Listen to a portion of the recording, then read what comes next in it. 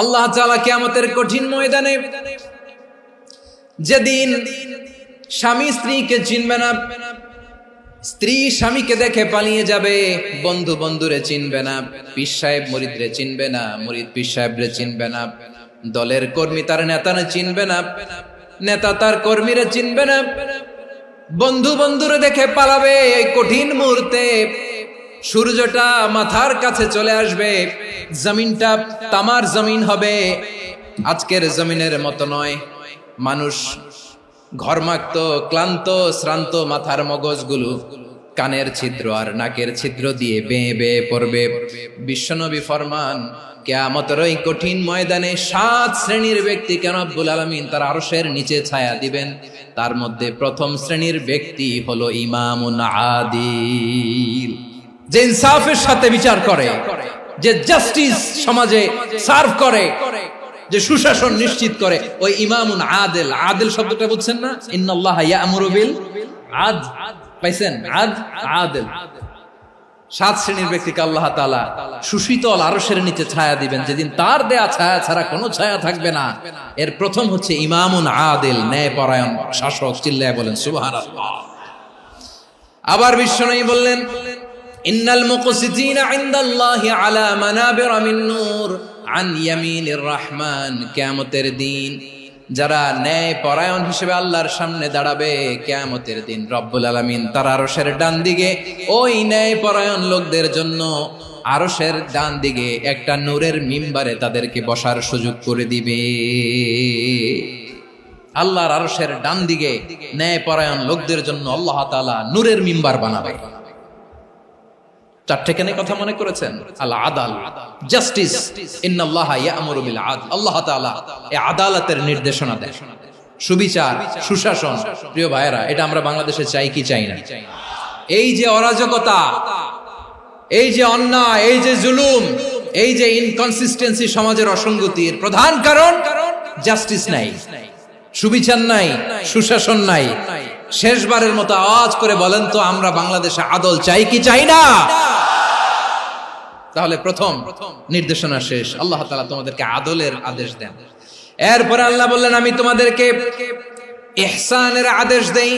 ইন্নাল্লাহা ইয়া'মুরু বিল আদলি ওয়াল ইহসান।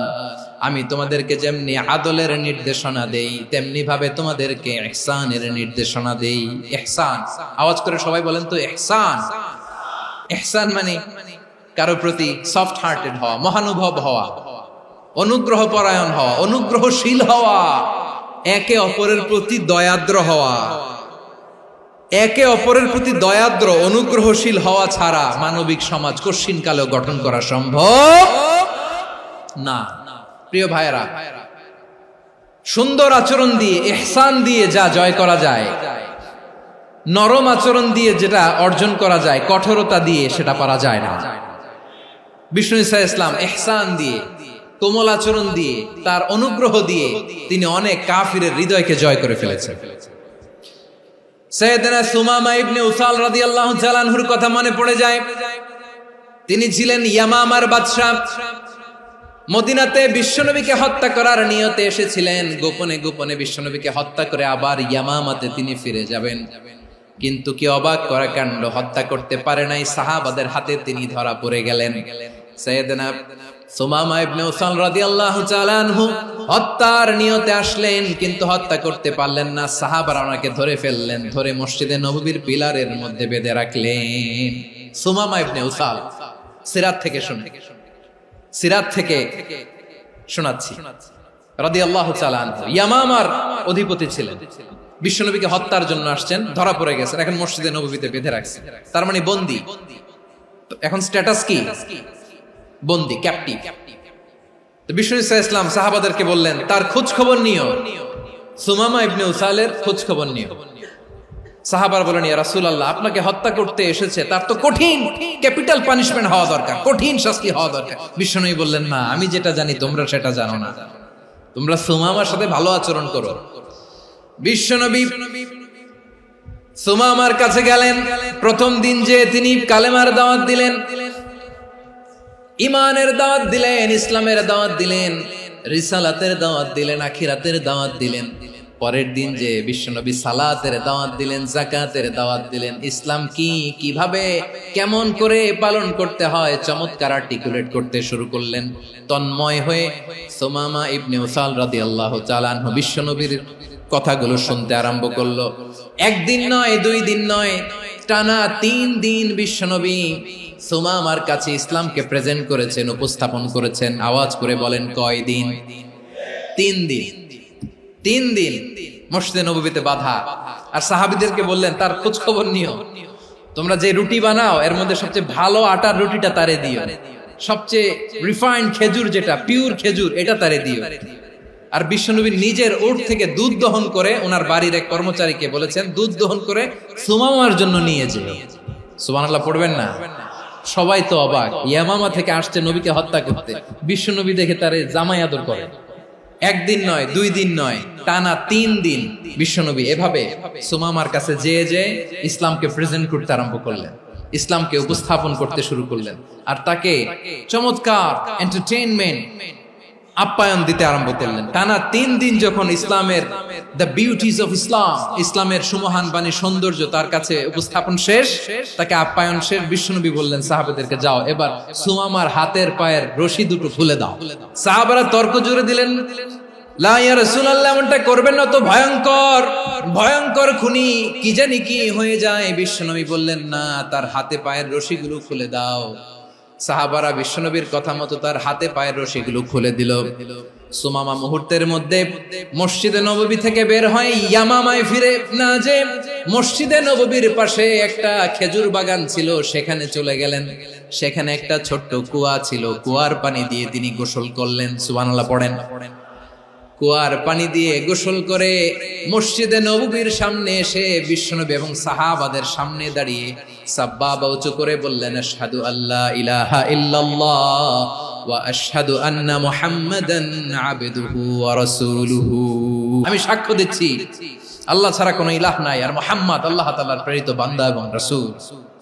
প্রিয় ভাইয়েরা, ইহসান দিয়ে যা জয় করা যায়, কঠোরতা দিয়ে সেটা কঠিনকালেও জয় করা যায় না। আওয়াজ করে বলেন, ঠিক কি না? এবার সুমামা দাঁড়িয়ে বলে, ওগো নবী, আমি তো কালিমা পড়ে মুসলমান হয়ে গেলাম, এবার শোনেন, এই মুহূর্তের আগে আপনার চেহারার চাইতে নিকৃষ্ট কোনো চেহারা আমার কাছে ছিল না, কিন্তু শাহাদা পাঠ করার পরে আপনার চেহারার চাইতে উত্তম শ্রেষ্ঠ কোনো চেহারা আমার কাছে আর নাই।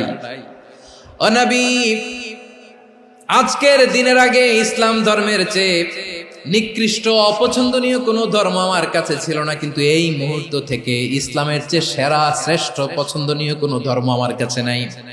নবী গো, আজকের দিনের আগে মদিনার চাইতে অপছন্দনীয় নিকৃষ্ট কোনো শহর আমার কাছে ছিল না, কিন্তু এই মুহূর্তের পর থেকে মদিনার চাইতে কোনো শ্রেষ্ঠ শহর আমার জানা নাই। সে ছিল গমের বড় ডিলার, গম বেচতো। কি বেচতো?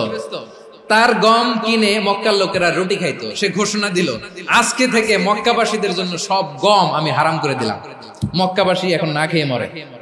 সুবহানাল্লাহ পড়বেন না? মক্কাবাসী বিশ্বনবীর কাছে আসলেন, এসে বললেন, মুহাম্মদ, আমরা তো তোমার ভাই, তোমার চাচা, তোমার ভাতিজা, তোমার আত্মীয়, তুমি সুমামারে বলো সে যেন আবার গমের সাপ্লাই মক্কার জন্য অনুমতি দিয়ে দেয়। বিশ্বনবীর অনুমতি ক্রমে সুমামা আবার মক্কাতে গম পাঠাতে শুরু করলো। পড়েন সুবহানাল্লাহ। ইহসান, ইহসান দিয়ে আপনি যেটা জয় করতে পারবেন, you can win the heart of your enemies. ইহসান দিয়ে আপনি আপনার শত্রুর হৃদয়কে জয় করতে পারবেন। এজন্য আল্লাহ বললেন, ওয়া আনফিকু ফি সাবিলিল্লাহি ওয়া লা তুলকু বিআইদিকুম ইলাত তাহলুকা ওয়া আহসিনু ইন্নাল্লাহা ইউহিব্বুল মুহসিনিন। তোমরা আল্লাহর রাস্তায় দান করবে আর নিজেরা নিজেদেরকে ধ্বংসের হাতে ঠেলে দিও না। তোমরা একে অপরের প্রতি ইহসান করবে, কারণ ইহসানকারীদেরকে আল্লাহ বড় ভালোবাসেন। সুবহানাল্লাহ পড়েন। আবার সূরা রহমানে আল্লাহ বললেন, হাল জাযাউল ইহসানি ইল্লাল ইহসান ফাবিআইয়ি আলা, সবাই পড়েন ফাবিআইয়ি আলাই রাব্বিকুমা তুকাযযিবান। ইহসানের প্রতিদান হিসেবে ইহসানি হয়। বিশ্বনবী সুমামার প্রতি যেমন ইহসান করেছেন, সুমামাও ঠিক তেমন ইহসান ফিরিয়ে দিয়েছে। ঠিক কিনা বলেন? তাহলে এক নম্বরে হচ্ছে আদ, ন্যায় বিচার। দুই নম্বরে সবাই বলেন ইহসান, সদাচরণ। ইহসান দুই ধরনের প্রিয় ভাইরা, ইহসান ফিল ইবাদা, ইহসান ফিল মুআমালা। ইহসান ফিল ইবাদা হচ্ছে একাগ্র অনুভবে ইবাদতে ডুব দেওয়া, এর নাম ইবাদতের ইহসান। সুবহানাল্লাহ পড়ুন। বিশ্বনবী বলেন ইহসান মানে কি জানো নাকি? হাদিসে জিবরিলে সাইয়েদনা জিবরিল আলাইহিস সালাম বিশ্বনবীকে বললেন আখবিরনি আনিল ইহসান। নবী আমাদেরকে বলেন ইহসান মানে কি? বিশ্বনবী বললেন আনতা আবুদাল্লাহা কাআন্নাকা তারাহু ফাইন লাম তাকুন তারাহু ফাইন্নাহু ইয়ারাক। ইহসান মানে হলো এমন ভাবে তুমি আল্লাহর সামনে নিজেকে উজাড় করে ইবাদত করবে, তুমি ভাববে তুমি আল্লাহকে দেখতে পাচ্ছ। আর এটা যদি ভাবা তোমার জন্য কঠিন হয়ে যায়, অন্তত এতটুকু তুমি ভাববা যে আল্লাহ তোমাকে দেখতে পাচ্ছেন। ঠিক কিনা বলেন? ও আমার বীর চট্টলার ভাইয়েরা, কেউ যেটা দেখে না সেটা দেখে কে? এই বিশ্বাস হৃদয়ের মধ্যে আছে? নামাজে যখন দাঁড়ান এই ফিলিংসটা আনা যাবে? এসা পর্যন্ত যে আমরা হায়াত পাবো কোনো গ্যারান্টি আছে? সবাই আওয়াজ করে বলেন গ্যারান্টি আছে? গ্যারান্টি নাই। এজন্য বিষ্ণু ইসলাম বলেছে এমন ভাবে নামাজে দাঁড়াও, ইবাদত করো, মনে করো হতে পারে এটাই আমার জীবনের শেষ নামাজ। Perform the salah as if this is your last and final prayer. এমন ভাবে সালাতে দাঁড়াও, ভাবো হতে পারে এটাই তোমার জীবনের শেষ নামাজ। এমন ভাবে নামাজে দাঁড়াও, ভাবো এটাই শেষ নামাজ। তাহলে নামাজে একাগ্রতা বাড়ায় দিবে কে? ফলে ইবাদতের ইহসান আমাদের অর্জিত হবে।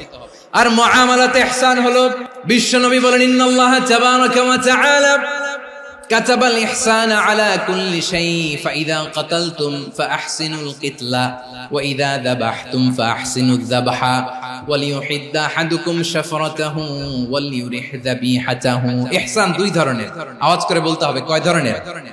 একটা হচ্ছে ইহসান ফিল ইবাদা, ইবাদতে ইহসান। ইবাদতে ইহসান কি?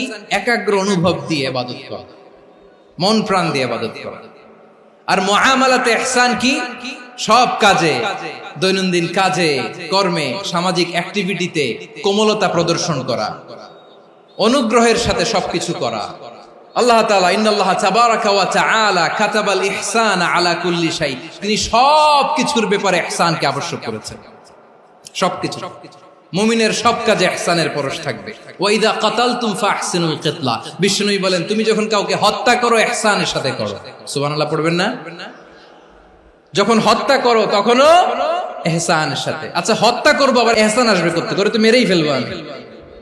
আল্লাহ, ও ভাই একজন খুন করেছে, খুনি, রাষ্ট্রীয় আইনে তার শাস্তি হয়েছে ডেথ পেনাল্টি, মৃত্যুদণ্ড।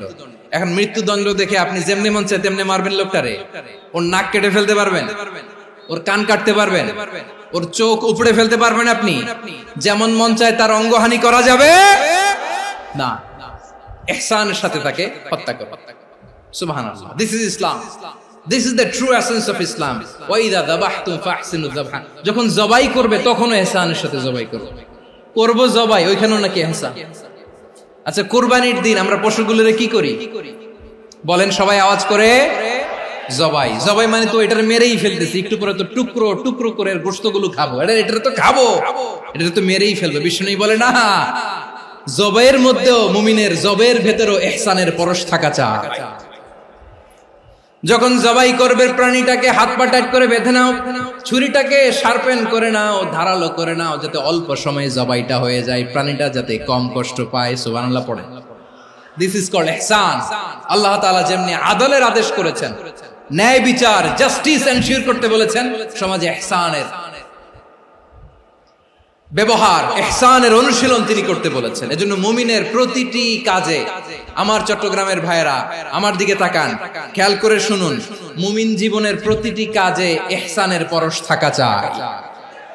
আমরা যেন আমাদের পরিবারের প্রতি ইহসান করি, আমরা যেন আমাদের কর্মচারীদের প্রতি ইহসান করি, আমরা যেন আমাদের কলিগদের প্রতি ইহসান করি, আমরা যেন আমাদের ভাইদের প্রতি ইহসান করি। মুমিন জীবনের প্রতি কাজে ইহসানের পরশ থাকার দরকার আছে না নাই? কথা বুঝতে পেরেছেন? তাহলে আল্লাহ তাআলার তিনটা আদেশ ছিল, কয়টা গেল? প্রথমে কি ছিল? আদল। 2 নম্বরে, 3 নম্বরে রব্বুল আলামিন বললেন ওয়া ইতাইদিল কুরবা, নিকটাত্মীয়দেরকে দান করো। নিকট আত্মীয়দেরকে দাও, যারা তোমাদের ব্লাড কানেকশনের আত্মীয় তাদেরকে তোমরা দাও। এখানে জেনারেলি বললেন দাও, কি দিব সেটা তিনি এখানে বলেন নাই, সেটা তিনি সূরাতুল ইসরার মধ্যে বলেছেন। আল্লাহ বলেন ওয়া আতিযাল কুরবা হাক্কাহ, নিকট আত্মীয়দেরকে তাদের অধিকার, তাদের প্রাপ্য তোমরা বুঝিয়ে দাও। দেখেন, একটা শান্তির সমাজ, একটা সমৃদ্ধ সমাজ, একটা মানবিক সমাজ গঠনের জন্য আল্লাহ তাআলা বেশি না, মাত্র 3টা অর্ডার, 3টা ভার্ডিক্ট তিনি জারি করেছেন। 1 নাম্বার সুশাসন, ন্যায় বিচার। 2 নাম্বার ইহসান। 3 নাম্বার নিকটাত্মীয়, যারা কাছের, তোমার ভেরি ক্লোজ রিলেশনশিপে আছে, তাদেরকে দাও। দাও, দিলে বাড়িয়ে দেয় কে? অনেকে দিতে চায় না, কৃপণতা করে। দিলে বাড়ায় দেয় কে? ও মিয়া, মদিনার মধ্যে সবচাইতে গরিব সাহাবী ছিল বেলাল রাদিয়াল্লাহু তাআলা আনহু। ওনার এন্টায়ার অ্যাসেট, সম্পদের পরিমাণ কতদূর জানেন? একটা লুঙ্গি। বেলাল রাদিয়াল্লাহু তাআলা আনহু, ওনার টোটাল ওয়েলথের এস্টিমেশন হচ্ছে মাত্র একটা লুঙ্গি। একটা লুঙ্গি, টোটাল ওয়েলথ এস্টিমেশন, টোটাল সম্পদের পরিমাণ বেলাল রাদিয়াল্লাহু তাআলা আনহুর কি ছিল? ওই বেলাল রাদিয়াল্লাহু তাআলা আনহুকে বিষ্ণু ইসলাম বলেছেন আনফিক ইয়া বেলাল, ও বেলাল তুমিও দাও। ওয়ালা তাখশা মিন যিল আরশি ইখলালা, আরশের অধিপতির তো কোনো ঘাটতি নাই, তুমি দিলে ওই আল্লাহ তোমারে বাড়ায় দিবে। এজন্য আমার প্রিয় ভাইয়েরা, দিলে কমে না, দিলে বাড়ে। অনেকে ধরে রাখে, নতুন কিছু নিতে পারে না, হাত দিয়ে যেটা ধরে রেখেছেন এটা দিয়ে দেন, বড় একটা ধরার সুযোগ পাবেন। জোরে বলেন ঠিক কিনা? রব্বুল আলামিন বললেন 3 নাম্বার আদেশ হলো তোমাদের প্রতি সমাজটারে কেমন করে মানবিক সমাজ, সুন্দর সমাজ গড়বা। 3 নাম্বার আদেশ হলো ওয়া আতিদাল কুরবা হাক্কা, নিকটাত্মীয়দেরকে তাদের প্রাপ্য বুঝিয়ে দাও। এই নিকটাত্মীয়দেরকে তাদের অধিকার বুঝিয়ে দেওয়া, প্রাপ্য বুঝিয়ে দেওয়াতে আমাদের গাফলতি আছে না নাই? অনেকে দেখবেন অনেক আল্লাহওয়ালা, তাহাজ্জুদ গুজার, সেজদা দিতে দিতে কপালে কালো দাগ ফেলে দিছে, সে তার বোনের হকটা আদায় করে নাই, আছে না নাই? অনেক বড় হাজী সাহেব, বিশাল লম্বা দাড়ি, ছেলেরে সব দিয়ে দিছে, মেয়েরে কিছু দেয় নাই, মেয়ের হক আদায় করে নাই, আছে না নাই? এই হাজী সাহেবেরা, এই আল্লাহওয়ালারা কিয়ামতের ময়দানে আটকে যাবে। আপনি অন্যের অধিকার নষ্ট করেছেন, তাদের রাইটস কে ভায়োলেট করেছেন। এজন্য আল্লাহ তাআলা বলেন, কারো অধিকার যদি কেউ নষ্ট করে, ওই সমাজটা মানবিক সমাজ কঠিনকালেও হতে পারে না। এজন্য 3 নম্বর আল্লাহ বললেন ওয়া ইতাইদিল কুরবা, নিকটাত্মীয়দেরকে দাও। কি দিবা? তাদের অধিকার দিয়ে দাও। বোনের অধিকার বুঝিয়ে দাও, মেয়ের অধিকার বুঝিয়ে দাও, ফুফুর অধিকার বুঝিয়ে দাও। দেখবেন অনেক মায়েরা ছেলের পাতে মুরগির রান দেয়, মেয়ের পাতে দেয় মুরগির ঠ্যাং। তো মেয়ের কি মুরগির রান খেতে মনে যায় না? মনে যায় না? এমনটা করা যাবে না। নিকটাত্মীয়দেরকে অধিকার দিয়ে দাও, নিকটাত্মীয়ের সাথে সুসম্পর্ক রাখো। আদেশটা কার? এজন্য প্রিয় ভাইয়েরা, জীবনে যদি বারাকা অর্জন করতে চান, নিকটাত্মীয়দের সাথে সুসম্পর্ক রাখতে হবে, তাদের জন্য উপহার পাঠাতে হবে। বিশ্বনবী বলেন লা ইয়াদখুলুল জান্নাতা কাতে, যে ব্যক্তি আত্মীয়তার সম্পর্ককে ছিন্ন করে দেয়, সে কঠিন কালেও আল্লাহর জান্নাতে ঢুকবে না। আপনি কি এটারে সহজ হাদিস মনে করছেন? এটা সহজ কথা? আপনি ভাবছেন আপনার নামাজ আপনারে বাঁচাতে পারবে, আপনার রোজা বাঁচাতে পারবে, আপনার তাহাজ্জুদ আপনারে বাঁচাতে পারবে? অধিকার নষ্ট করলে কিছুই আপনারে বাঁচাতে পারবে না। এজন্য নিকট আত্মীয়দেরকে দিতে হবে বেশি বেশি। বিশ্বনবী বলেন ইন্না সাদাকাতা আলাল মিসকিনি সাদাকা ওয়া আলা যির রাহিমি ইসনাতান সাদাকাতুন ওয়া সিলা। মিসকিন রে দান করলে শুধু দানের সওয়াব হয়, নিকট আত্মীয়কে দান করলে 2টার সওয়াব হয়, সাদাকার সওয়াব হয়, আবার আত্মীয়তার বন্ধন অটুট রাখার সওয়াব হয়ে যায়। আবার বিশ্বনবী বললেন মান সাররাহু আইয়ুবসাতা লাহু ফি রিজকিহি ওয়া ইনসালাহু ফি আসারিহি ফালইয়াসিল রাহিমা। যে ব্যক্তি তার রিজিকের প্রশস্ততা চায় আর হায়াতে বরকত চায়, সে যেন তার আত্মীয়ের সাথে সুসম্পর্ক রাখে। আমার প্রিয় চট্টলার ভাইয়েরা, আমাদের রিজিক বাড়ুক, এটা আমরা চাই কি চাই না? সবাই চান? হ্যাঁ, আমাদের রিজিকে প্রশস্ততা আসুক, চাই কি চাই না? আমাদের হায়াতে বরকত আসুক, আমরা চাই কি চাই না? এই দুইটা যদি চান তাহলে নিকটাত্মীয়দের সাথে সুসম্পর্ক রাখবেন। পারবেন? তাহলে সমাজটারে মানবিক সমাজ বানায় দিবে কে? তিনটা আদেশ চলে গেল। 1 নম্বরে কি ছিল? 2 নম্বরে, 3 নম্বরে নিকটাত্মীয়দেরকে দান। আল্লাহ তাআলা তিনটা জিনিসের যেমনি আদেশ করেছেন, অনুরূপ ভাবে তিনটা বিষয় তিনি বারণ করেছেন, নিষেধ করেছেন, ওগুলোর কাছেও যাওয়া যাবে। রাব্বুল আলামিন বলেন, ওয়ায়ানহা আনিল ফাহশাই ওয়াল মুনকারি ওয়াল বাগি। আমি যেমনি তিনটি বিষয়ে আদেশ করলাম, অনুরূপ ভাবে তিনটি বিষয়ে বারণ করলাম, নিষেধ করলাম। আমার 1 নাম্বার নিষেধাজ্ঞা হলো অশ্লীলতার প্রতি। ফাহশা, ওয়ায়ানহা আনিল ফাহশা, আল্লাহ তাআলা অশ্লীলতাকে নিষেধ করেছেন। কোন জিনিসকে? সবাই বলুন, কোন জিনিসকে? যত ধরনের, যত টাইপের, যত ক্যাটাগরির অশ্লীলতা হতে পারে সব অশ্লীলতাকে হারাম করেছেন কে? ফাহশা মানে কি? কথায়, কাজে, আচরণে, কমেন্ট, ফেসবুকের কমেন্টসে যত ধরনের নোংরামো আছে, যত ধরনের অশ্লীলতা আছে, এটাকে আরবিতে বলে ফাহশা। রাব্বুল আলামিন বলেন, কুল ইন্নামা حرم ربي الفواحش ما ظهر منها وما بطن। ও নবী, আপনি বলে দেন, আমার রব প্রকাশ্য, অপ্রকাশ্য, স্পষ্ট কিংবা অস্পষ্ট, দৃশ্যমান কিংবা অদৃশ্যমান সব অশ্লীলতাকে হারাম করেছেন। সব ধরনের অশ্লীলতা হারাম। আল্লাহ তাআলা আমাদেরকে অশ্লীলতা থেকে বাঁচান। এবার বলেন, আমাদের সমাজে অশ্লীলতা আছে না নাই? অশ্লীলতা নানা ভাবে, নানা নামে, নানা মোড়কে আমাদের সমাজে আছে না নাই? সংস্কৃতির নামে, ফ্যাশনের নামে, বিনোদনের নামে, উপন্যাসের নামে, কনসার্টের নামে অশ্লীলতা আছে না নাই? আপনি দেখেছেন কনসার্টগুলোর অবস্থা? আমাদের তরুণ তরুণীরা, আমাদের যুবক যুবতীরা, আমাদের জেনজিরা, কি অবস্থা ওইখানে? কনসার্টের নামে অশ্লীলতা আছে না নাই? ছেলে মেয়ে একে অপরকে জড়ায় ধরতেছে, একে অপরকে চুমু খাচ্ছে, প্রকাশ্যে, দিবালোকে, গণমানুষের সামনে। আল্লাহ তাআলা এই অশ্লীলতা থেকে আমাদেরকে বেঁচে থাকতে বলেছেন। রূপালী জগতের নামে অশ্লীলতা আছে না নাই? এই টার্মটা আপনারা জানেন না? রূপালী জগৎ কি জগৎ? আসলে কি রূপালী জগৎ না অন্ধকার জগৎ? আমার বোনেরা, আপনাদেরকে যে কি বলে তারা বুঝায়, রূপালী জগৎ শুনেই আপনি ভরকে যাবেন না। রূপালী জগতে যে নারী যত বেশি উলঙ্গ, সে নাকি তত বেশি সাহসী। জানেন? বলে এটা একটা সাহসী নারী, খুব সাহসী পদক্ষেপ তার। যত বেশি শরীর থেকে কাপড় নামাতে পারবে, যত বেশি বস্ত্রহীন হয়ে নিজেকে প্রেজেন্ট করতে পারবে, সে নাকি তত বেশি সাহসী। আমার চট্টলার ভাইয়েরা, শয়তানের প্রথমে এজেন্ডা ছিল বনি আদমকে বস্ত্রহীন করা। সে আদম এবং হাওয়া আলাইহিস সালামকে নিষিদ্ধ গাছের ফল খাইয়ে তাদেরকে বস্ত্রহীন করেছে।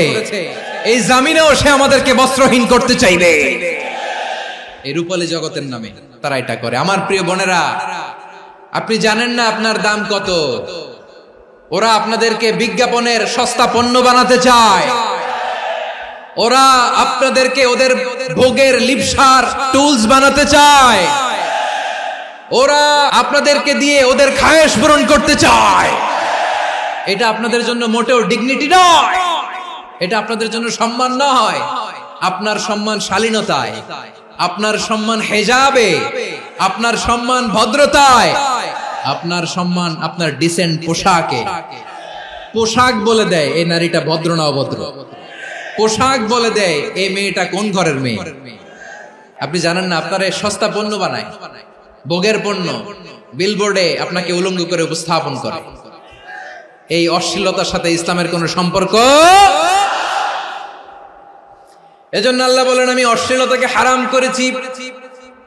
অশ্লীলতাকে হারাম করার প্রথম কারণ হলো এর মাধ্যমে মানবতাকে অপমানিত করা হয়। কারণ মানুষের সম্মান মানুষের পোশাকে। মানুষ যখন পোশাকহীন হয়ে যায়, বস্ত্রহীন হয়ে যায়, তার সম্মান কমে যায়। ঠিক কিনা?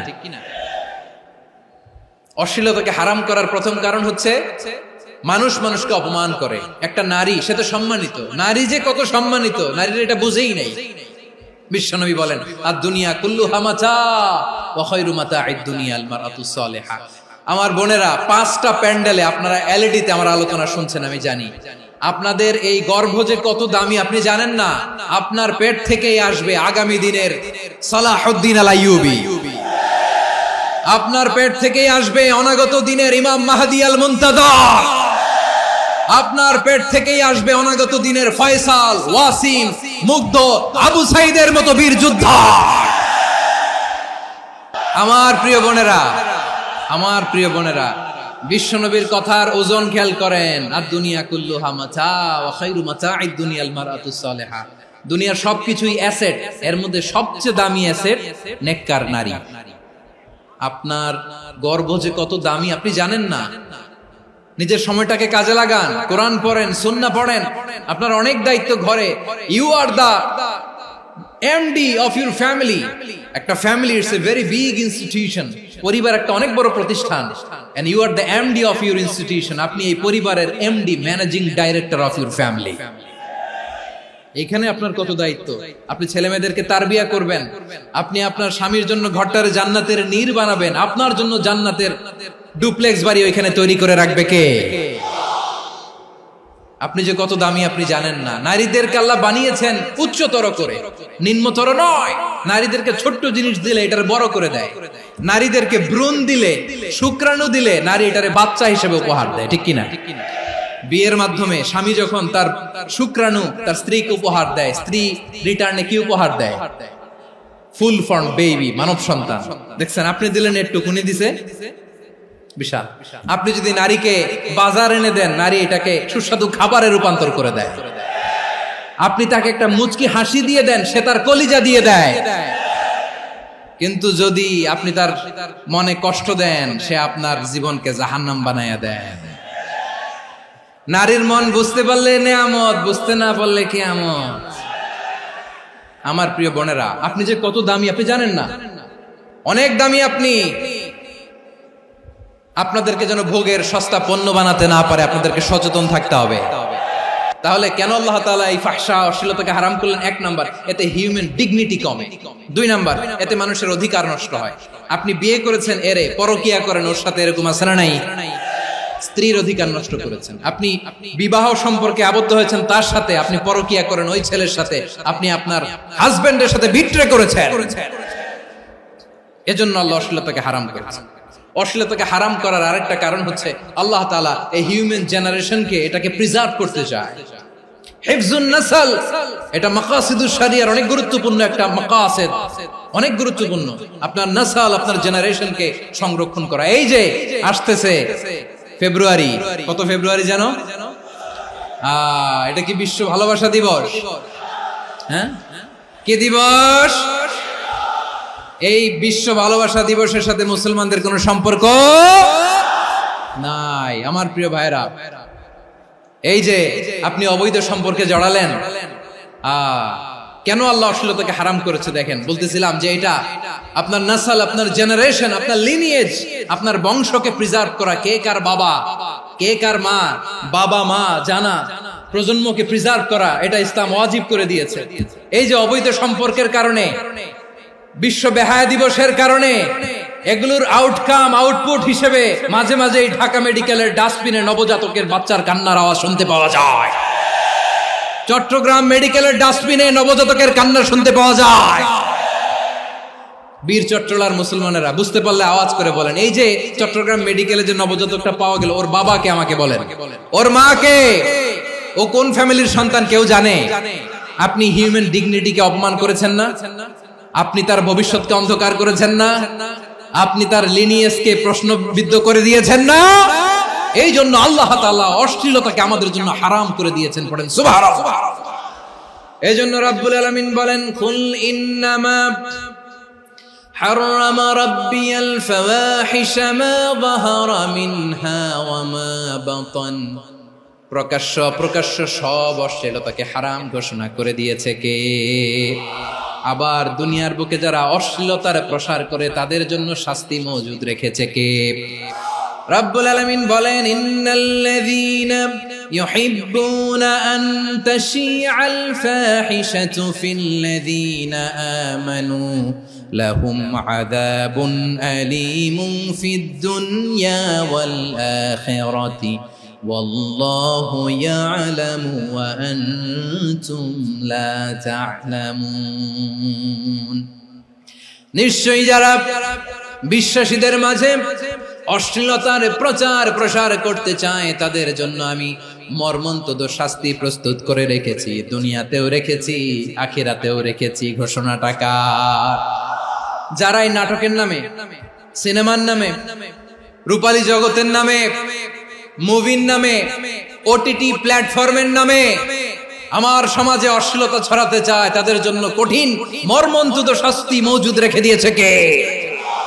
ও আমার বোনেরা, এখনো আপনি জাগবেন না? এখনো আপনার চিন্তার দুয়ারে এখনো নাড়া পড়ে নাই? ওরা আপনাকে উলঙ্গ বানাতে চায়, ওরা আপনাকে আইটেম গার্ল বানাতে চায়। এজন্য ইসলাম অশ্লীলতাকে হারাম করেছে। হারাম। ইসলাম বলেছে যোজন যোজন দূরে থাকো, ওরা বলে না কাছে আসো, কাছে আসার গল্প, ক্লোজ আপ ওয়ান, কাছে আসার গল্প আছে না নাই? তাহলে অশ্লীলতার সাথে আমাদের কোনো সম্পর্ক? সবাই বলতে পারেননি, আওয়াজ করে বলুন, অশ্লীলতার সাথে আমাদের কোনো সম্পর্ক? আমরা এই সমস্ত ক্লোজ আপ ওয়ান, কাছে আসার গল্পের প্রোগ্রামে যাব? আমরা কোন ধরনের অশ্লীল কন্টেন্ট সোশ্যাল মিডিয়ায়, টিভিতে দেখব? কি যুগ যে আমরা কাটাচ্ছি আপনি কল্পনা করতে পারবেন না। পর্ন ইন্ডাস্ট্রি, নারী পুরুষের বস্ত্রহীন যুগল দৃশ্য, এটাকে দিয়ে ওরা কোটি ডলারের ইন্ডাস্ট্রি বানিয়েছে। পুরো মানব ইতিহাসে এরকম জঘন্য সময় মানব ইতিহাস পার করে না। পর্ন এটা ইন্ডাস্ট্রি হয়ে গেছে। আমাদের এই যুবকগুলো, জেনজিগুলো, ওদের চরিত্র বাঁচাবে কি করে? কেমন করে হেফাজত করবে ওদের এই মূল্যবান চরিত্র? আমার প্রিয় ভাইরা, এই অশ্লীলতার দ্য লেটেস্ট ভার্সন হচ্ছে LGBTQ, শরীফ থেকে শরীফা। শুনছেন আপনারা? দেখতে পুরুষ, আসলেই পুরুষ, সুস্থ একজন পুরুষ, 4 সন্তানের বাবা, বলে আমি মনে মনে নারী। দেখতে নারী, সুস্থ নারী, আসলেই সে দিব্যি একজন নারী, বলে আমি মনে মনে পুরুষ। সবচেয়ে ভয়ঙ্কর অশ্লীলতার সবচাইতে লেটেস্ট ভার্সন হচ্ছে এই ট্রান্সজেন্ডারিজম। সুস্থ পুরুষ তার বায়োলজিক্যাল গ্রোথকে হরমোন দিয়ে স্টপ করে দিয়ে সে সার্জারি করে নারী হতে চায়, সুস্থ নারী পুরুষ হতে চায়। পুরুষ পুরুষের প্রতি সেক্সুয়ালি আকর্ষণ বোধ করে, এটা লূত আলাইহিস সালামের কওমের মধ্যে ছিল। এটাকে আল্লাহ কোরআনে ফাহিশা বলেছেন। ওয়ালুতান ইয قال لقومه أتأتون الفاحشة ما سبقكم بها من أحد من العالمين। লূত আলাইহিস সালাম বললেন, তোমরা কি এমন এক অশ্লীল কার্যক্রমে ডুব দিলে নাকি যেটা গোটা বিশ্বের কেউ কখনো করে নাই, তোমরাই প্রথম করেছো? পড়েন নাউযুবিল্লাহ। এই পশ্চিমের এই রোগ আমার দেশে যেন আসতে না পারে, আমাদের সজাগ থাকতে হবে। প্রিয় ভাইরা, চিল্লায় বলেন ঠিক কি না? পশ্চিমের অবস্থা ভয়ঙ্কর। পাশ্চাত্যে, আমি যুক্তরাষ্ট্রে ছিলাম অনেকদিন, কয়েক মাস, বিভিন্ন স্টেটে ঘুরেছি। গার্ডিয়ানরা উদ্বিগ্ন, ছেলে মেয়েদেরকে, ছোট্ট ছেলে মেয়ে, ওদেরকে জিজ্ঞেস করে, তুমি how do you feel right now inside yourself? তুমি ভিতরে ভিতরে কেমন ফিল করো? তোমার কি ছেলে ছেলে লাগে না মেয়ে মেয়ে লাগে? আচ্ছা বলেন, এই ছোট্ট বাচ্চাটাও কি এগুলো জেন্ডার অ্যাসাইনমেন্ট বলতে এগুলো কিছু বুঝে? এইভাবে মিসগাইড করা হচ্ছে। কৌতূহল বশত ছোট্ট ছেলে যদি বলে আমার তো মেয়ে মেয়ে লাগে, তখন বলে যে না তুমি মেয়ে, ছেলে না। মা বাবা বাধা দিলে ওকে আলাদা গভর্নমেন্ট হাউসে নিয়ে যায়। ভয়ঙ্করতম অবস্থা। আমরা একটা সময় শুনতাম যে হুজুর আমার ছেলেটা খুব ভালো, হাফেজে কোরআন, আল্লাহওয়ালা। হুজুর আমার ছেলে দাড়ি রাখছে, আল্লাহওয়ালা। হুজুর আমার ছেলে 5 ওয়াক্ত সালাত জামাতের সাথে পড়ে, তার মানে আল্লাহওয়ালা। পশ্চিমে যে আমি কি শুনছি জানেন? ওরা বলে হুজুর আমার ছেলেটা ইউনিভার্সিটির একটা মেয়ের সাথে প্রেম করে, ও খুব আল্লাহওয়ালা, হুজুর দোয়া করবেন। এর কারণ ওদের কাছে আল্লাহওয়ালার ক্রাইটেরিয়া হচ্ছে, হুজুর আমার ছেলেটা আরেক ছেলের পছন্দ করে নাই, আমার মেয়েটা আরেক মেয়েকে ভালোবাসে নাই, এজন্য আমার ছেলেটা আল্লাহওয়ালা, হুজুর ওর জন্য একটু দোয়া করে দিয়ে। কি চ্যালেঞ্জ ওরা ফেস করতেছে। ওনার ছেলে যে আরেক ছেলেরে বিয়ে করবে না, এটাতেই উনি খুশি যে আলহামদুলিল্লাহ আমার ছেলেটা একটা মেয়েরে ভালোবাসে, আমার মেয়েটা একটা ছেলেরে ভালোবাসে, মানে এটা খুব আল্লাহওয়ালা। নাউজুবিল্লাহ পড়তে পারলেন না? এজন্য অশ্লীলতার সাথে আমাদের কোনো সম্পর্ক।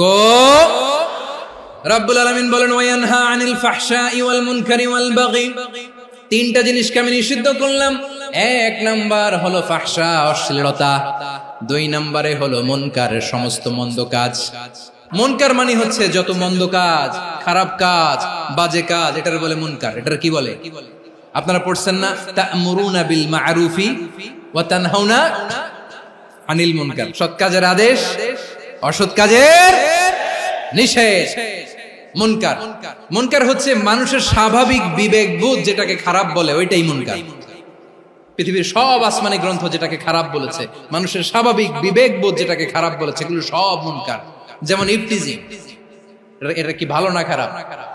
মজুদদারি, খাদ্যে ভেজাল দেওয়া, ওজনে কম দেওয়া, মাছে ফরমালিন মিশানো, চাঁদাবাজি, টেন্ডারবাজি, দখলবাজি, এগুলো আমাদের স্বাভাবিক বিবেকেই বলে এগুলো খারাপ, এগুলো হচ্ছে মুনকার। আল্লাহ তাআলা এই মুনকার থেকে আমাদেরকে বেঁচে থাকতে বলেন, আর শয়তান এই মুনকারের প্রতি আমাদেরকে উদ্বুদ্ধ করে। আল্লাহ তাআলা বললেন, ইয়া আইয়ুহাল্লাযীনা আমানু লা তাত্তাবিউ খুতুওয়াতিশ শাইতান ওয়া মান ইয়াত্তাবি' খুতুওয়াতিশ শাইতানি ফাইন্নাহু ইয়া'মুরু বিল ফাহশাই ওয়াল মুনকার। আল্লাহ বললেন, আমার গোলামেরা শোনো শোনো, ও আমার বিশ্বাসী বান্দারা খবরদার, তোমরা কশিনকালেও শয়তানের পদাঙ্ক অনুসরণ করবে না, কারণ শয়তান তোমাদেরকে অশ্লীলতা এবং মন্দ কাজের দিকে উদ্বুদ্ধ করে। আমাদের কাজ হচ্ছে শয়তান আমাদেরকে যেদিকে নিতে চায় আমরা তার উল্টা দিকে যাব। শয়তান এই মন্দ কাজকে আমাদের কাছে বিউটিফাই করে, চাকচিক্যময় করে আমাদের সামনে উপস্থাপন করে। এজন্য আল্লাহ বলেন মুনকারকে থামাতে হবে, মুনকার প্রতিরোধ করতে হবে। মুনকার প্রতিরোধের দায়িত্ব শুধু আমাদের নাকি? শুধু আপনার খতিব সাহেবের, ইমাম সাহেবের, নাকি মুসলিম উম্মার সবার? আওয়াজ করে বলুন, মুনকার অসৎ কাজ প্রতিরোধের দায়িত্ব কার? রাব্বুল আলামিন বলেন, কুনতুম খায়রা উম্মাতিন উখরিজাত লিন-নাসি তা'মুরুনা বিল মা'রুফি ওয়া তানহাউনা আনিল মুনকার। তোমাদেরকে শ্রেষ্ঠ জাতি করে জমিনের মধ্যে আবির্ভূত করা হয়েছে, যাতে করে তোমরা জমিনের ভেতরে সৎ কাজের আদেশ করতে পারো আর অসৎ কাজের নিষেধ করতে পারো। উম্মাহ, কুনতুম খায়রা, তাহলে গোটা উম্মার দায়িত্ব, এটা বুঝতে পারছেন তো? আচ্ছা, আরো নিচে আসেন। এরপরে আল্লাহ বললেন, শুধু উম্মাহ না, এই জমিনের রাজত্ব আমি যাদের হাতে দেই, এই জমিনের মালিক আমি যাদেরকে বানিয়ে দেই, যাদেরকে আমি সরকারের দায়িত্ব দেই, তাদেরকেও মুনকার প্রতিরোধের দায়িত্ব দিয়েছে কে? আল্লাহ বলেন, যারা ক্ষমতার মসনদে বসেছে তাদেরকে 4 দফা কর্মসূচি আমি আল্লাহ দিলাম। আওয়াজ করে বলেন, কয় দফা? আল্লাহ বলেন, আল্লাযীনা ইম্মাক্কান্নাহুম ফিল আরদি আকামুস সালাতা ওয়া আতাউয যাকাতা ওয়া আমারু বিল মা'রুফি ওয়া নাহাউ আনিল মুনকার ওয়ালিল্লাহি আকিবাতুল উমুর। যারা এই জমিনের উত্তরাধিকার হয়েছে তারা 4 দফা কর্মসূচি নিয়ে সামনে আগাবা। সালাত কায়েম করবা, যাকাত আদায় করবা, সৎ কাজের আদেশ দিবা, অসৎ কাজ থেকে মুনকার প্রতিরোধ করবা। আদেশটা কার? আমার প্রিয় চট্টলার ভাইরা, পুরো উম্মার দায়িত্ব মুনকার প্রতিরোধ করা, সরকার প্রধানের দায়িত্ব মুনকার প্রতিরোধ করা। এরপর আল্লাহ বলেন, প্রতিটা ফ্যামিলির যিনি প্রধান, সিইও, বাবা, প্রত্যেক বাবারও দায়িত্ব এই মুনকার প্রতিরোধ করা। আওয়াজ করে বলেন ঠিক কি না? যেমনটি সাইয়েদনা লুকমান আলাইহিস সালাম ওনার কলিজার টুকরা সন্তানকে আদেশ করেছেন, ইয়া বুনাইয়া আকিমিস সালাতা ওয়া'মুর বিল মা'রুফি ওয়ানহা আনিল মুনকার। পড়েন সুবহানাল্লাহ। বাবা ছেলেকে সবক দিচ্ছে। লোকমান আলাইহিস সালাম ছেলেকে বলতেছে, ওরে আমার কলিজার টুকরা সন্তান, ওরে আমার বাছা, নামাজ কায়েম করবা, সৎ কাজের আদেশ দিবা, আর মুনকার প্রতিরোধ করবা, অসৎ কাজ, সমাজ থেকে খারাপ কাজকে ঝেঁটে বিদায় করে দিবা। তাহলে দেখেন আমি স্টেপ বাই স্টেপ নামলাম। পুরা উম্মার দায়িত্ব, জমিনের উত্তরাধিকারী আল্লাহ যাদেরকে বানিয়েছেন সরকার, তাদের দায়িত্ব, প্রতিটি ফ্যামিলির প্রধানের দায়িত্ব, এরপরে বিশ্বনবী বলেন সচেতন প্রতিটি মুসলিমের দায়িত্ব সমাজ থেকে মুনকারকে উৎখাত করা।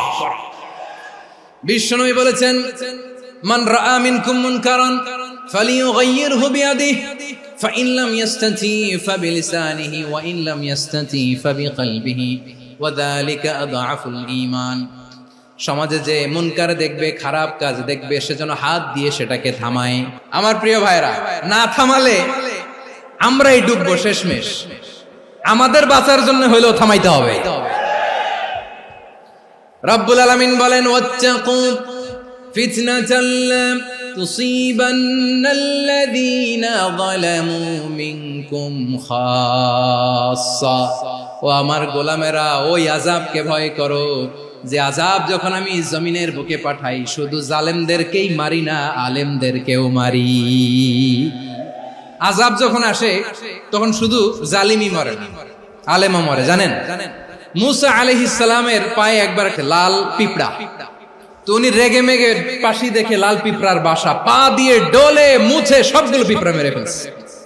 এই ঘটনাটা আল্লাহ ঘটিয়েছেন। এজন্য মুসা আলাইহিস সালাম ছিলেন কালিমুল্লাহ, সরাসরি আল্লাহর সাথে কথা বলতেন। তিনি আল্লাহকে জিজ্ঞেস করেছিলেন, আল্লাহ তুমি যখন কোন জনপদে আযাব পাঠাও, শাস্তি দাও, ওখানকার শুধু জালেমরাই তো মরে না, ভালো মানুষগুলাও মরে, তো আযাব দিবা মুশরিকদের উপর দিবা, অবাধ্যদের উপর দিবা, ভালো মানুষগুলোরে মারো কেন? আল্লাহ বললেন, মুসা তোমার যে কামড় দিছিল পায়ের মধ্যে পিঁপড়া, কয়টা পিঁপড়া? একটা পিঁপড়া, তো সবগুলারে মারলা কেন? রেগে মেগে পুরো পিঁপড়ার বাসা ভেঙে মেসাকার করলা কেন? আমি যখন অ্যাকশনে যাই, আমি যখন শাস্তি দেই, তখন এত বাস বিচার করা হয় না, বাস বিচার করা যায় না। যখন অ্যাকশনে যাওয়া হয়, ওইটা ডাইরেক্ট অ্যাকশন হয়ে যায়। চিল্লায় বলো ঠিক কিনা? এজন্য আমাদের বাঁচার জন্য হলেও এই পাপ থামাতে হবে, এই শয়তানের অট্টহাসি থামাতে হবে, অন্যায় অপরাধ সমাজ থেকে আমাদের থামাতে হবে। কারণ আযাব আসলে ওরাও মরবে, আমরাও মরব। একটা জাহাজ 2 তলা, আপনি আছেন 2য় তলায়। নিচের তলার কিছু লোক জাহাজের তলা ছিদ্র করতে আরম্ভ করছে। কি ছিদ্র করতেছে? আচ্ছা, জাহাজের তলা ছিদ্র করলে তলা দিয়ে কি ঢুকে? এখন আপনি যদি বলেন আমার কি, আমি তো 2 তলায়, আমি তো ভালো আছি, ওরা ছিদ্র করে ওরা মরবে। আসলে কি শুধু ওরা মরবে? তলা দিয়ে যখন পানি ঢুকবে, জাহাজ ডুবলে আপনিও মরবেন। এজন্য নিজে মরার আগে ওই পাগলগুলোর নিচতলায় যে থামাতে হবে। চিল্লায় বলেন ঠিক কিনা? এজন্য আল্লাহ বললেন, মুনকার প্রতিরোধের দায়িত্ব সমাজের টপ টু বটম সবার। এজন্য মুনকার প্রতিরোধ করার দরকার আছে না নাই? সমাজে এই যে ইফটিজিং হয়, আপনার বোনের বয়সী একটা মেয়েকে কিছু বখাটে টিটকারি করে, এই বলে সেই বলে, নোংরা কথা বলে, রাস্তায় দেখেও আপনি পাশ দিয়ে না দেখার মতো চলে যান কেন? আপনি দাঁড়ান না কেন? আপনি দাঁড়ালেই তো থেমে যাবে, কারণ সত্যের যে শক্তি, তার সামনে মিথ্যা মুখ থুবড়ে পড়ে। আপনার সামনে ও কিছুই না, নাথিং। আপনি দাঁড়ান, ওকে প্রশ্ন করেন যে আমার বোনকে তুমি ডিস্টার্ব করো কেন? আপনাকে দেখে আরো 5 জন দাঁড়াবে, 5 জনকে দেখে আরো 10 জন দাঁড়াবে। আমাদের নীরবতা আর আমাদের নিশ্চুপ থাকাই জালিমদেরকে আরো শক্তিশালী জালিম বানিয়েছে। এজন্য মুনকার প্রতিরোধের দায়িত্ব আমাদের সবার। টেন্ডারবাজি, চাঁদাবাজি, দুর্নীতি, অপরাধ, দখলদারিত্ব, মজুদদারি, এগুলো সবকিছু একসাথে প্রতিরোধ করতে হবে। ঠিক কিনা বলেন? একটা মানবিক সমাজ যদি চাই, প্রতিরোধ করতে হবে। প্রিয় ভাইয়েরা, আল্লাহর শপথ নিয়ে বলি, এই নাসিহাত গুলো সবার জন্য, সব দলের জন্য, সব মতের মানুষের জন্য। আমরা কোনো দলের প্রতি মানুষকে ডাকি না, আমরা ডাকি ইসলামের দিকে। সব দলের, সব মতের, সব মানুষদেরকে আমরা আহ্বান জানাই, আসুন আমরা একটা সুন্দর সমাজ বিনির্মাণ করি। এই যে নতুন বাংলাদেশের এক সুযোগ এসেছে, আর জীবনে হয়তো আসবে না, সামনের 100 বছর এই সময় আসবে না। আসুন দেশটাকে আমরা সাজাই, আসুন আমরা দুর্নীতি বন্ধ করি, আসুন আমরা চাঁদাবাজি বন্ধ করি, আসুন আমরা দখলদারিত্ব বন্ধ করি, আসুন আমরা এক দল আরেক দলকে নিশ্চিহ্ন করার যে রাজনীতি, এটা বন্ধ করি। সব দলের প্রতি আমার আহ্বান, আমরা চাঁদাবাজ মুক্ত বাংলাদেশ চাই, জুলুম মুক্ত বাংলাদেশ চাই, ফ্যাসিজম মুক্ত বাংলাদেশ চাই, গুণ খুন খারাপি মুক্ত বাংলাদেশ চাই, আমরা নতুন ভোরের বাংলাদেশ চাই। ওই বাংলাদেশ পাওয়ার জন্য মুনকার প্রতিরোধে, অন্যায় প্রতিরোধে যদি বাঘের বাচ্চার মতো, আবু সাইদের মতো দুই হাত উঁচু করে বুককে টান টান করে প্রসারিত করে দাঁড়াতে হয়, রাজি আছো মুসলমান? রাব্বুল আলামিন বলেন, ওয়ায়ানহা আনিল ফাহশাই ওয়াল মুনকারি ওয়াল বাগি ইয়াইযুকুম লাআল্লাকুম তাযাক্কারুন। আল্লাহ বললেন, আমি অশ্লীলতাকে নিষেধ করি, আমি সব ধরনের মন্দ কাজকে নিষিদ্ধ করি, সব শেষে আমি সীমা লঙ্ঘনকে তোমাদের জন্য নিষিদ্ধ করি। নিষিদ্ধ করেছেন কয়টা জিনিস? 1 নম্বরে অশ্লীলতা, 2 নম্বরে মুনকার তথা সব মন্দ কাজ, 3 নম্বরে আল বাগি সীমা লঙ্ঘন, ক্রসিং দ্য লিমিট। সীমা লঙ্ঘন করা ভালো না। We all should know our limits. চিল্লায় বলেন ঠিক কিনা? একই আয়াতে আল্লাহ বললেন, কুল ইন্নামা হারামা রাব্বিয়াল ফাওয়াহিশা মা যাহারা মিনহা ওয়া মা বাতানা ওয়াল ইসমা ওয়াল বাগিয়া বিগাইরিল হক। অন্যায় ভাবে যে অবাধ্য হয়, যে সীমা লঙ্ঘন করে, তাদেরকেও আমি এটা হারাম করে দিলাম। সীমা লঙ্ঘন করা হারাম। আল্লাহ বারবার বারবার আমাদেরকে ওয়ার্নিং দেয়। যখন আমরা থামি না তখন আল্লাহ ধরে, আর যখন ধরে তখন ছাড়ে না। ধরে ধরে ধরে না, ধরলে আল্লাহ। ফেরাউনকে কিন্তু হুট করে ধরে নাই, আপনারা জানেন 9 বার ওয়ার্নিং দিয়েছে। ফেরাউনকে আল্লাহ তাআলা ওয়ার্নিং দিয়েছিল কয়বার? রাব্বুল আলামিন বলেন, ওয়ালাকাদ আতাইনা মূসা 9 আয়াতিন বাইয়িনাত। 9টা মুআজিজা দেখিয়েছি, 1 2 3 বারবার এইভাবে রিমাইন্ডার, ওইভাবে রিমাইন্ডার, এইভাবে নসিহত, ওইভাবে দাওয়া। ফাকুলা লাহু কাওলান লাইয়িনা, নরম করে বলো, সফট করে বলো, যত ওয়ে হতে পারে দাওয়া মেথডোলজি। মুসা আলাইহিস সালামের সব অ্যাপ্লাই শেষ, 10ম বারে যে আল্লাহ ধরছে। 10ম বারে যে ধরেছে। এজন্য আল্লাহ বলেন, আমি সীমা লঙ্ঘনকে পছন্দ করি না। কোরআনের অন্য আয়াতে বাগীকে বলা হয়েছে আল ইতিদা। সীমা লঙ্ঘন যারা করে তাদেরকে আল্লাহ বলেছেন মুতাদিন। ওয়াকাতিলু ফি সাবিলিল্লাহিল্লাযীনা ইউকাতিলুনাকুম ওয়া লা তা'তাদু ইন্নাল্লাহা লা ইউহিব্বুল মুতাদিন। আমি সীমা লঙ্ঘনকারীদেরকে কোশ্চিনকালেও পছন্দ করি না। আমরা যেন সীমা লঙ্ঘন না করি, রাজি আছেন তো? যে কোনো ক্ষেত্রে ইবাদতে যেন সীমা লঙ্ঘন না করি। অনেকে আমরা ইবাদতে সীমা লঙ্ঘন করে ফেলি। বিশ্বনবী সাল্লাল্লাহু আলাইহি ওয়াসাল্লাম যেটা শিখিয়েছেন, এর বাইরে যে অতিরিক্ত বুজুর্গ হতে চায়, এরকম আছে না নাই? কোন ক্ষেত্রেই সীমা লঙ্ঘন করা যাবে, এমনকি যুদ্ধ ক্ষেত্রেও না। বিশ্বনবী সাল্লাল্লাহু আলাইহি ওয়াসাল্লাম বলেন, খবরদার যুদ্ধ ক্ষেত্রেও সীমা লঙ্ঘন করো না। কি সুন্দর ইসলাম আমরা পেয়েছি। বিশ্বনবী বলেন, খবরদার যুদ্ধের ময়দানে কোনো নারীর গায়ে হাত তোলো না, কোনো শিশুর গায়ে হাত তোলো না, কোনো গবাদি পশু হত্যা করো না, কোনো শস্য ক্ষেত্র ধ্বংস করো না, ইবাদতরত অন্য ধর্মের কোনো সন্ন্যাসীর গায়ে হাত তোলো না। বলেন সুবহানাল্লাহ। তাহলে আমরা সীমা লঙ্ঘন করতে পারবো? প্রিয় ভাইরা, একটা সুখী, সমৃদ্ধ, শান্তির সমাজ, মানবিক সমাজ যদি আমরা গঠন করতে চাই, আমাদের আল্লাহর দেয়া কয়টা আদেশ মানতে হবে বলেন দেখি? আর বেঁচে থাকতে হবে কয়টা জিনিস থেকে? আল্লাহর আদেশ কি? 1 নাম্বার আদাল, ন্যায়পরায়ণতা। আমরা সুবিচার, সুশাসন, ন্যায় বিচার চাই কি চাই না? 2 নম্বরে কি ছিল? মাশাআল্লাহ, আমরা যেন সবার প্রতি দয়া পরবশ হই, ইহসান করি। 3 নম্বরে কি ছিল?